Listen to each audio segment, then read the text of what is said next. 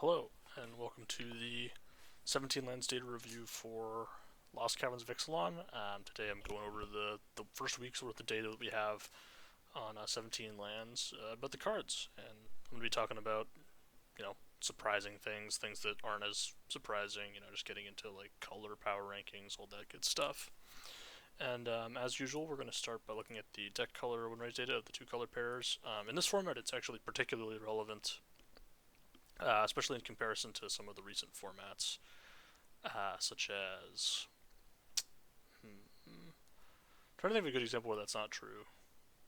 No, it's actually just kind of been true for like each of the last four formats. Wilds of Eldraine, it was kind of less true. There was a really good fixing in that set. March of the Machine, kind of. One was like that. Bro was not like that. Bro was the last format that really didn't necessarily jibe with what was going on, and it did early too. Obviously, early in the format, that's always going to be the case.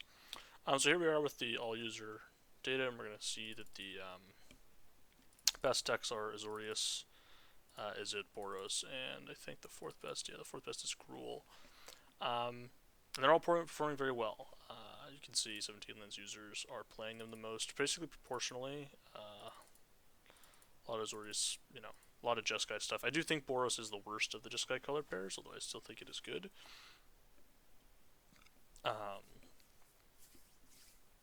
That's just, that's the way.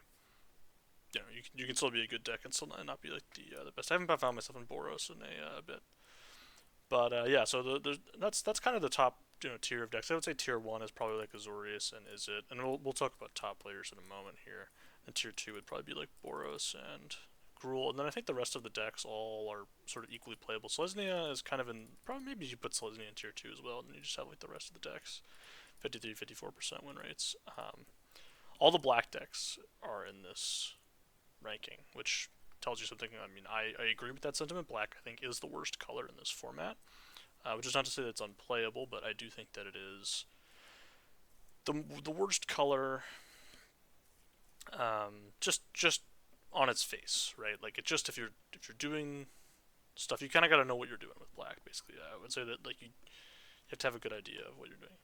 And we look at the top users, which again is a good way to sort of have like a good idea of like what's different. There's always some differences between the top players and the average players. There's also, as you can see, a lot less data for top players because it's really hard to have a. I think they don't publish the exact numbers, but I think you have to have like a 60% win rate or something like that. Maybe slightly higher than that. I don't know. And you can check the average. I guess the average, yeah, it's 60.5. So you have to be around there over the course of the last three sets, and that's how you get to be qualified in the top players. I am one of them, personally. But you can see here that it's sort of the same. It's Azorius, Izzet, Boros is out there, but there's a much it gets much flatter after Azorius and Izzet. With the average players, it's sort of there's more degradation. And you'll see this often that with top players, it tends to be more balanced. Generally, the win rates tend to be more balanced with top players than they are with everybody, just because top players are going to play the decks, the worst performing decks when they should, more often than the average player. And we can still see that the worst tiers are, Orzhov, Golgari, Simic. Simic's not even that bad. It's really just Orzhov, Golgari, Dimir, Rakdos. And again, all of them, as you can see, are playable. There's no deck like in Lord of the Rings. There's no. Hold on. Up. There's no unplayable deck. Like there's no 54% win rate deck. This is for top players in Lord of the Rings, 54%, which is just atrocious. Like there's nothing like that. Even in Wilds of Eldraine, we can take a look. And obviously, as the format goes on, it's going to go lower. But Simic again, right? Unplayable. Like you should never be playing it in either of those formats. And for top players in this format, it's been performing solid so far. Nothing, not super far lagging behind, and that's good. That's good to see. And yeah, you can see in terms of what they're playing the most, they are playing the best decks the most, and they're performing the best with the best decks the most. So that does make sense. They're probably playing Boros too much. It seems right now that Boros may be a little bit too much. Just it's not really noticeably better than Gruul. I've had some success with Gruul, although recently. Maybe not the most successful. I went a little too ham. All right, so that's a good look at the win rate data. We've seen the Jeskai colors performing well, but specifically blue and white, really performing well. Um, and then we are now going to move back to the cards, and we're going to start with the commons in white. And I sort by game in hand and right. There's been a lot of discourse about which people don't. If you're um, smart about this, you'll say, "Oh, there's not really one stat that can describe, card value." And I would largely agree, but I would say that um, if you're like, I would say that you can get most of the way there with game and Hammond right. I know people will say, "Oh, well, opening Hammond right," and this is a playstyle choice. This is just a me playstyle choice personally because I'm not. I tend to operate in the mid range, and game and Hammond right I think is a good encapsulation of what matters for mid range decks, and that's how I personally play. So it matches my uh, style of play, and therefore it tends to conform better with my view than some others. With that being said, we're going to go back to all users data here. We do have some top. We'll look at some discrepancies at the top for top players.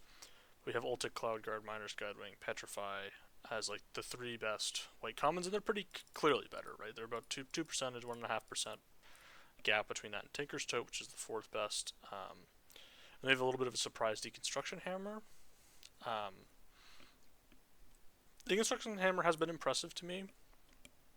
I figured, when I was doing my set review, I sort of said, hey, there's so many of these equipment that one of a couple of them are going to probably be playable, and I don't know which ones they are, and this turns out to be one of the ones that is. They're the short sword, generally not very good. We saw in Shadows Remastered that short sword isn't even that good in that format. Now it may actually be better than it used to be. I couldn't tell you the exact specifics, but short sword's a format dependent card, and with the fact that Miner's Guidewing is so good and is another common that wears this really well, I think that's a lot of the reason why this card is performing decently. Ironpar Aspirant similarly combines well with Guidewing, and you're starting to sort of see a pattern about why this card is so good. It really just combos with all of White's other commons, including Cloud Guard, it's another flyer, so it's adding more pressure in the air in the early game. Quicksand Whirlpool, fine. We'll see it move up for top players, but totally fine removal spell. Better than that effect usually is. Acrobatic Leap, sure. There was a lot of talk early about Adaptive Gem Guard and whether or not it's good. I sort of held firm with the idea that I did not think it was very good, and it seems to be being borne out that that's the case at this stage. A 54% win rate in white is a replacement level card, and replacement level 4 drops just aren't not valuable. Replacement level 2 drops are more valuable. Let's see if I can find a replacement level 2 drop. This is a replacement level 2 drop. It's actually below replacement level 2 drop, but I would say that it oh, not that one. I lost it. But this card, it's not good. It's very bad. I've played with it a little bit. It's not good. But I would say even that this card is maybe better in your deck than whatever. And that's where you'll look at just not a good card, right? And we're all the way down to Family Reunion. Just didn't get it. No, there's just no hope. This card doesn't This card is just so much worse than Miner's Guidewing at what it does. Miner's Guidewing does what this does, but better in every way, basically. It has Vigilance, even though the Miner's Guidewing has Flying, but it's untapped on every turn, whatever. So Glorifier of Suffering, I don't think is a good card. Had some early success, kind of, with it. It's okay. We can check it out for top users. They're going to be better with it. But we will still see that it is performing very poorly for top users. 57% for top players is not high. It is still their second worst common. I don't think you should play this card. You can look at even white black, which would be the deck that would want it. It's not necessarily in that. We can just look at white black for all users. It is bad. There's basically any way you slice the card, it's not very good, and I think that you should probably not be playing it genuinely. Um, yeah. For the top players, it's the same list. Ultra Cloud Guard Miner's getting Petrify. I think you should be playing Petrify in every deck. There will be people that will tell you that's not the case. I disagree. You can't have a 63% win rate and not be a card you should play in every deck. It's just not. It simply isn't possible. It simply isn't a card. It's not possible. Now, would you play the fourth copy? And this is you do look at opening hand here, and it is not as good in the opener. It is certainly not a card that you really want to be playing on turn 2 or turn 3. You really want to be playing it on turn 5, turn 4, turn 5 type deal. Turn 5, turn 6 even is really the sort of actual when you want to be playing it, because you do want to hit their bigger creatures. Yeah, and that would imply that this is more of a controlling card than an aggressive card.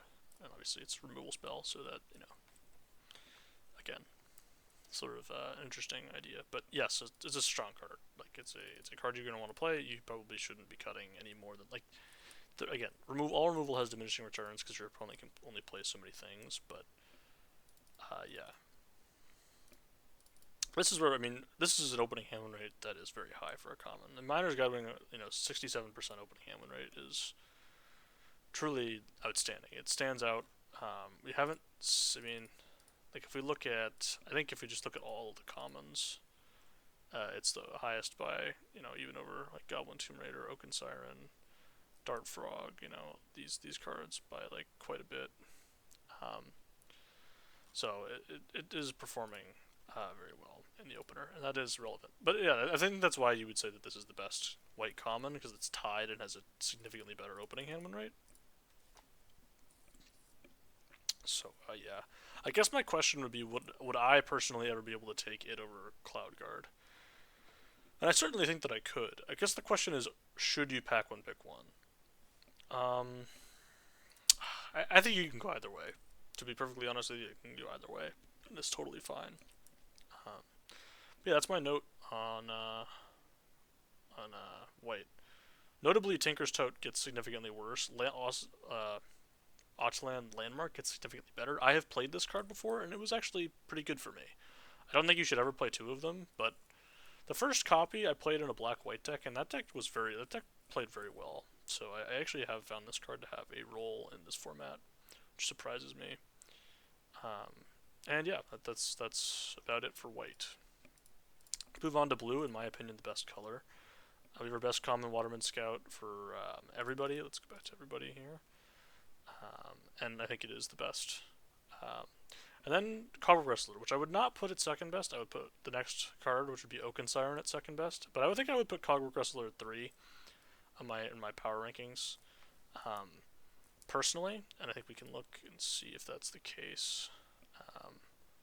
Nope, we have Oaken Siren even behind Breakage Blunder for the top users. But I personally think that that Cogwork Wrestler is probably a little bit worse than Oaken Siren, just because there are some diminishing returns. Cogwork Wrestler, the thing about Cogwork Wrestler is that you can't really play around it as well as you'd like. In times I find myself being like, my opponent has a Cogwork Wrestler here, and I'm like, well, what am I going to do about that? And I'm like, well, lose, I guess, because eventually I'm just going to have to make a bad attack and let it like eat my 2-1 or something, because it's really hard to get around it. You're going to just get got. Like, sometimes you're just going to get got. It's the way that things go, right? So you do need to be advised of that. You need to be advised that that's how it transpires sometimes. Iceberg is next. Iceberg is really solid. I like Iceberg. I think Iceberg's a good card. Yep. Unlucky drop, another good card, but nothing special. We're sort of off the special stuff. Brackish Blunder. I don't know if that's the way you pronounce that word. But yeah. So this is notably a card that performs much better for top players, and it's easy to see why. The reason why is that I think top players are willing to use this on things that are untapped when they are supposed to, and average players probably aren't as much. As we can see, it's the biggest delta, right? It moves up to be the third best common in blue for top players, and I have found it to be good for me. Um, but yeah, I do think this is a card you need to play well with. It's the problem I think is not people using the card, you know, when their opponent doesn't have like has like a tapped thing and they aren't getting value. Like obviously you'd like to do that, but I think my assertion, my assumption, my hypothesis about this card and its performance level difference between top players and average players is that top players are casting it more when they're not getting a map token from it, and like knowing when to do that, I guess, and when not to do that. Um, that'd be my guess. But yeah, still a good card. Whaling Pirates, I've loved this card. Whaling Pirates, I think, is like one of my favorite. I think my favorite blue common. Not like the best or anything, but like my personal favorite. Because it's just so good. If you're building your deck the right way, it's just always on, and then like it's such a good combo with like Inverted Iceberg and like Siren and stuff, where you're like, well, this thing's gonna be on the battlefield forever, and then like I just get to tap down your thing, and I have like a 3/3 that gets to hit you, and just doing so much damage. We're getting to the medium 2-drop land here. Nothing, super good. I mean, the Shipwreck Entry is playable. It's good. It's like a solid card. Nothing wrong with it. Um, Pirate Hat, surprisingly playable. I don't think it's good, but I guess you can play it. The rest of this stuff is kind of medium, and I don't think it really matters or warrants talking about. The land cyclers, I guess, would be a thing to note. Have been bad, and similarly bad to the ones to how they were in March of the Machine. Although these ones I think are even worse than the March of the Machine ones because they're just lower power level cards when you cast them. I don't know what the deal is with that, but yeah, they're pretty much across the board worse than the March of the Machine ones, and those ones weren't even particularly good to begin with. Yes, there's a bunch of unplayable stuff down here. I'm surprised at how unplayable this card is, but yeah, no. Turns out 5 mana is a lot more than 4. That's not the right button to be toggling to the top users. We'll see that, uh, nothing really changes here. Still a lot of bad stuff. Pirate Hat, again, is playable. Seems to be performing at a playable level. Like a playable card, which is better than I thought it would be. I did not think that it would be a playable card, and yet here we are, having it be a playable card. So, on to black, the worst color in my opinion. We will see that it has the worst performing commons from a statistical standpoint for everybody as well as top players, with its best common being Tithing Blade, though Fanatical Offering is considerably worse than statistically, but I think is close. Join the Dead, also good, but 1/4 removal I don't think is especially great in this set, and conditional double black 1/1 removal is especially not where you want to be. It's good. Like it's a good card, right? Like Join the Dead is a good card in this format. It's just a good card, but in this format, it's worse positioned than I think this type of effect usually is. And black is suffering as a result. Black is also suffering because it really doesn't have much going on, right? Like Deadweight. Like look at how poorly Deadweight's performing, and we can check top players out too, see where Deadweight ranks on the commons list. But I haven't seen Deadweight be good. And look at this. Like this is really indicative to me of black's failure to launch in this format, because Deadweight was supposed to be black's best common. This was supposed to be black's best common. Maybe Tithing Blade was supposed to be, in terms of the eyes of like the design team. Like they were like, oh, maybe Tithing Blade's supposed to be the best common, and that's certainly possible that they thought that. But I think they would have thought that Deadweight would have performed significantly better, and it really truly is not. It's not doing the thing at all. It is a little too, like, despite hitting a lot of the creatures in this format, it doesn't matter that it hits them because of the fact that so many creatures in this format are like making trinkety things or doing stuff when they enter the battlefield. Like if you have a Deadweight in your hand and your opponent goes Inverted Iceberg on turn 2, it's a nightmare. Like it's just an absolute nightmare for you. What do? You're like, well, their 2-drop doesn't get hit by Deadweight. It's not their 2-drop, right? It's not a 2-drop, but it's a 2-mana play. I don't know. Deadweight not performing very well. I think still probably a little bit overrated.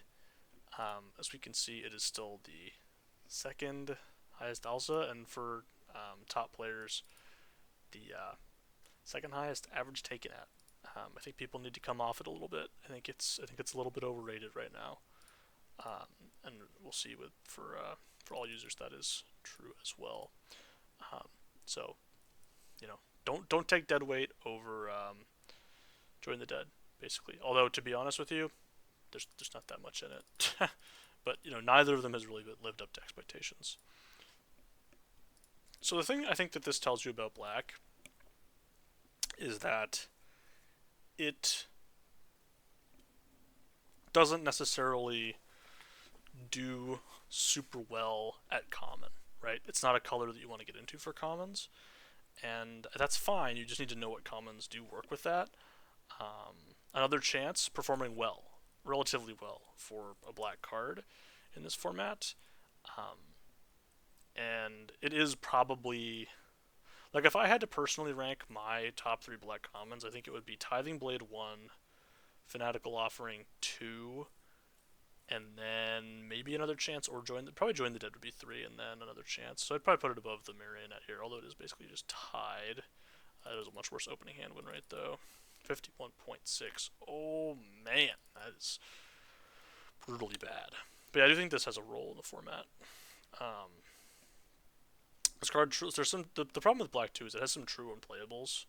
Like, these cards are all truly unplayable, and there's no deck that should play them. And if you see them on, well, this one I think you can play, actually, despite its win rate being terrible. I think you can play this card. I still don't think it's very good, but you can play it. And there's just a whole roster. Greedy Freebrewer I think is actually fine.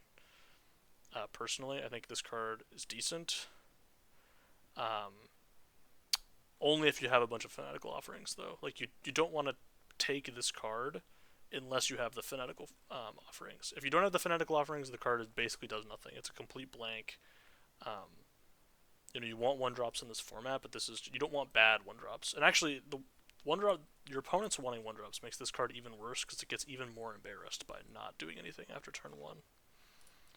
Alright, onwards, Red.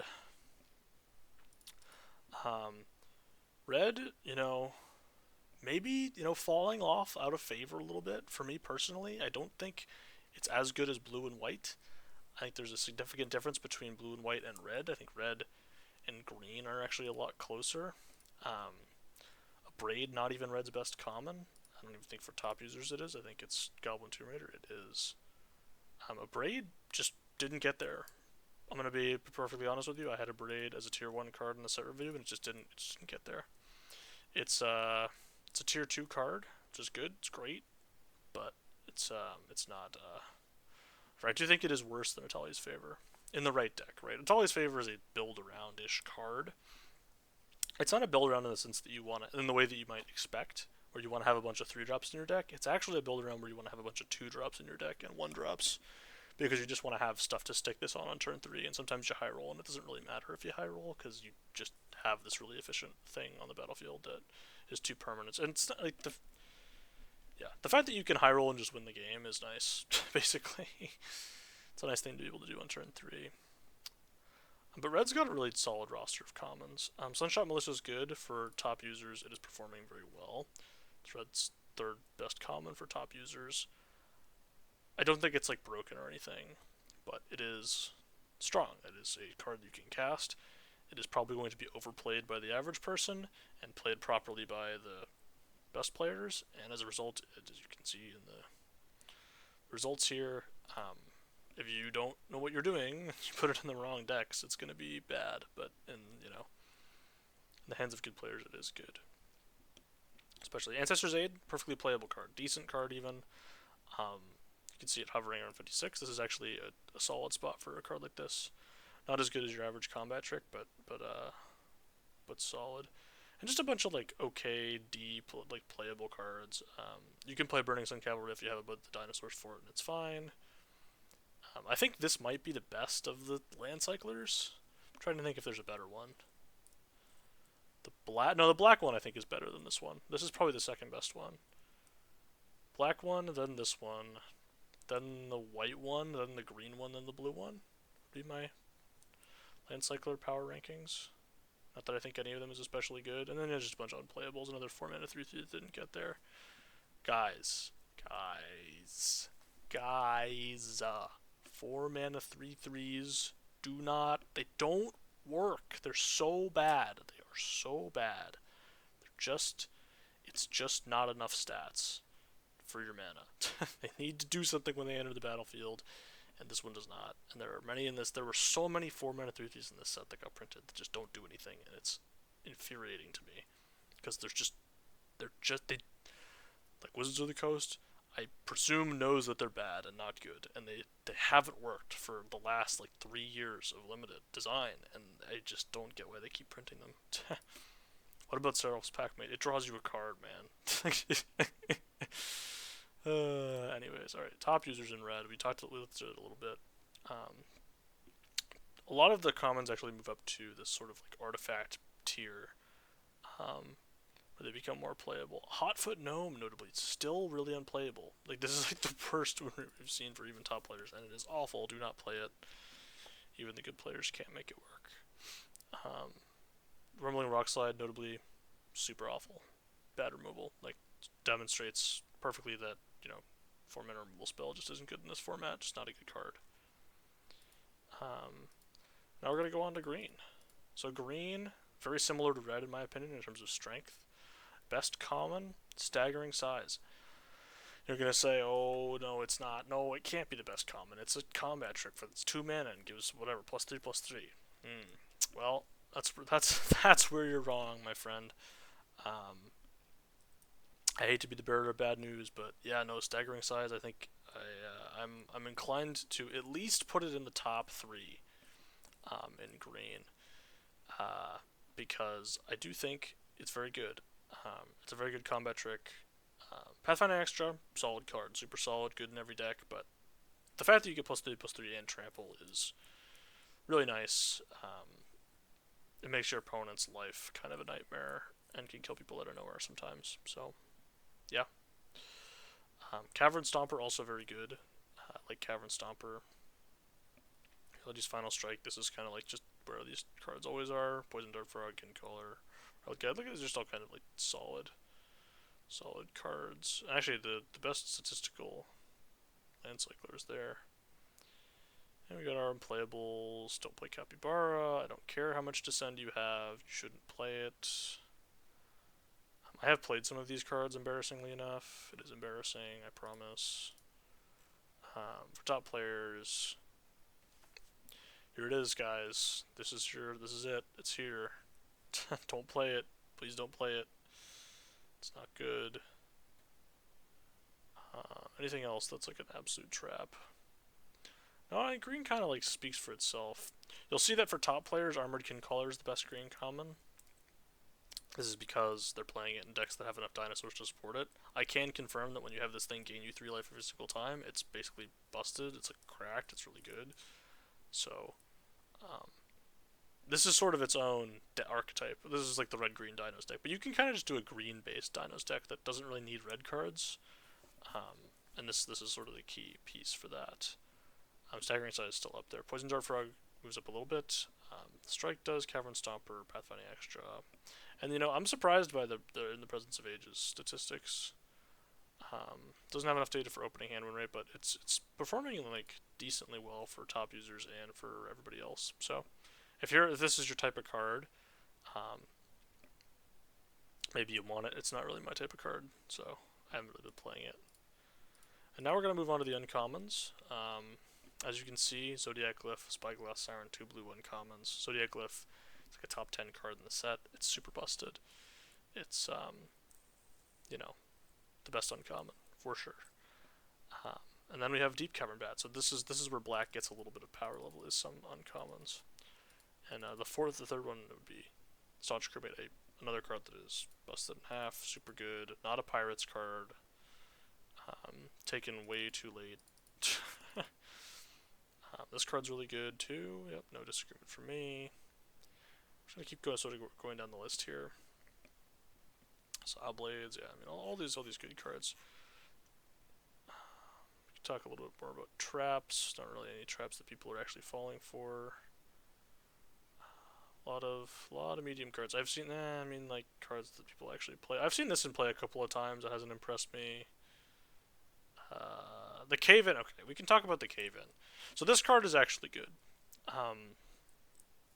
Very rarely will I say that a card, whatever. This is a rare exemption for me that I'm saying. I think that this card is actually good. It is a card that is worth building around. The Caves deck is a good deck when you assemble the pieces, and it is often easy to assemble the pieces because it's a hard deck to draft, and it is not a deck you can draft every time. It is not like the Defenders deck in Darwin United because it is much more difficult to build. So my prediction is that this will never be a mainstream deck. It will never be a deck that is impossible to draft anymore because everybody drafts it all the time. People can draft it all the time, and the average arena player is going to be able to draft it. It is always going to be a deck in this format that you, if you are a really good player, have the ability to leverage that other people will not be able to. Because it's such a difficult deck to draft, it requires a lot to go right, and it requires you having a reason to do so. And Calamitous Cave in my opinion, is the reason to do it. There's no other cave payoff that's really worth doing it for. This card is very strong. It's essentially a 4-mana Wrath kind of that is controllable by you. You can choose in some scenarios how much damage you want it to do. You can build your board around it so it only hurts your opponent's stuff. There are a lot of small creatures in this format, so it is very effective at helping stabilize you, and it's very good. So I think it's a good card. In the Cave deck, a deck that you need to be able to get into, but certainly not anything busted. I don't really have anything else. I don't think I have anything else I want to talk about. There's black, green, golden, common, sort of emblematic of where black, green is. It's just kind of stats that don't do anything. I'm going to be 100% honest with you. I don't know why this has better stats than Cave In. I don't. It seems way worse to me, but whatever. Visage having this bad of a keeping hand win rate and opening hand win rate is curious. Because I think it's a good card. Now, I will say that it has been somewhat disappointing. It's not, it clearly isn't broken or anything. Again, you can't have stats that are this bad for a card that is as simple as Visage of the Dead and claim that it's a broken card, because it simply can't be true. It just isn't true. If it were a card in this format that was a tier 1 or tier 2 card, it would be performing that way. It's not but then some people will argue, but it involves decisions. It's hard to play with, oh, I'm a good player, I can make it better. And sure, that is true, but it's not like this is, this card should be getting value every single time, right? It should say, hey, I'm playing this on turn 2, my opponent likely has an artifact or creature card in this format, and I've never had this miss, I don't think, when it actually, had, early in the game, when it's, conceivable that it could miss. I've never had this actually miss for me. So it tells me that, this is not really what Black's game plan is about, and we'll see that, we saw that other places as well. This card's been very disappointing for me. I thought this would be a lot better. The flexibility just doesn't matter. Blue doesn't play at instant speed in this format, so blue's a tempo color, and this is not a tempo card, so it doesn't really work in this format. Anything else?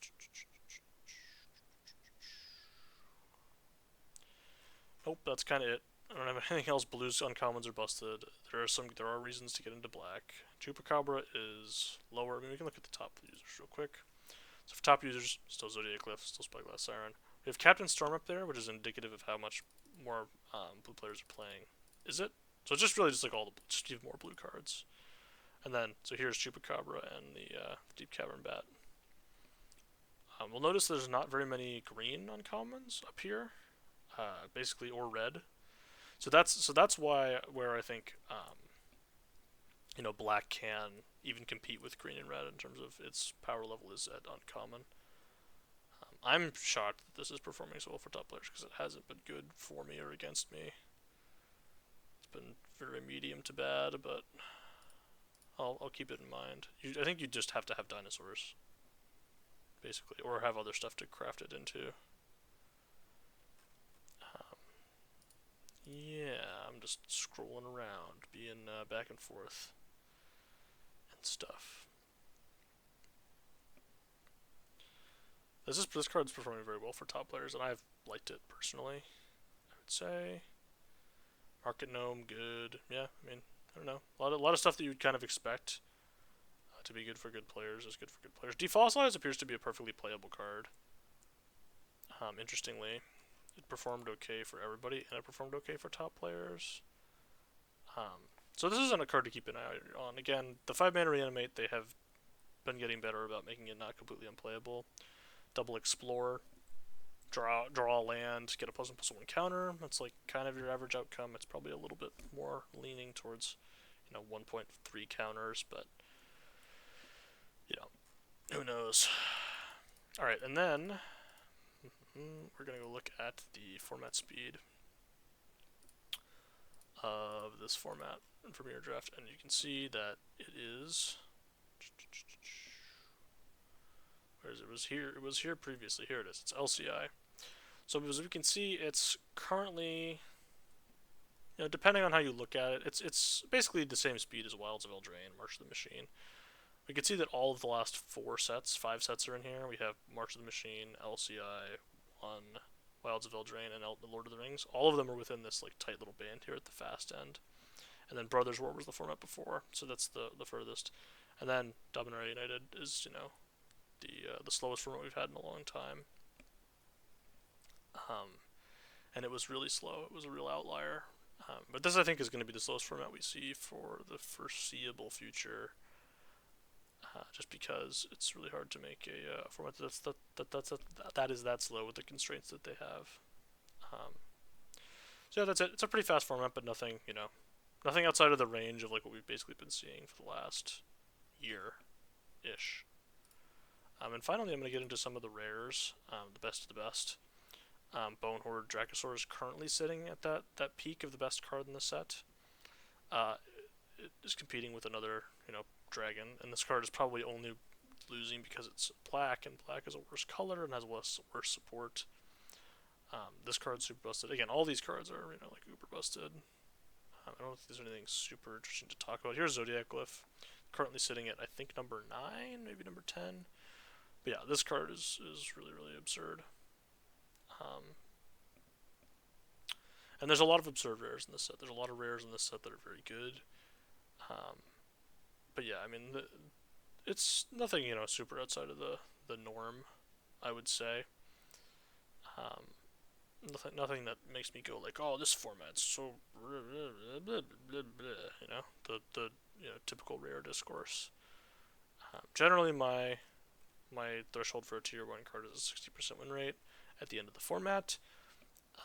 Generally, that means that this early it's kind of got to be a 62. So there's more tier 1 cards than usual in this format by a little bit. Usually there would be fewer. And there will be fewer by the end of the format, so we'll see. But for now, that is how things stand in this format.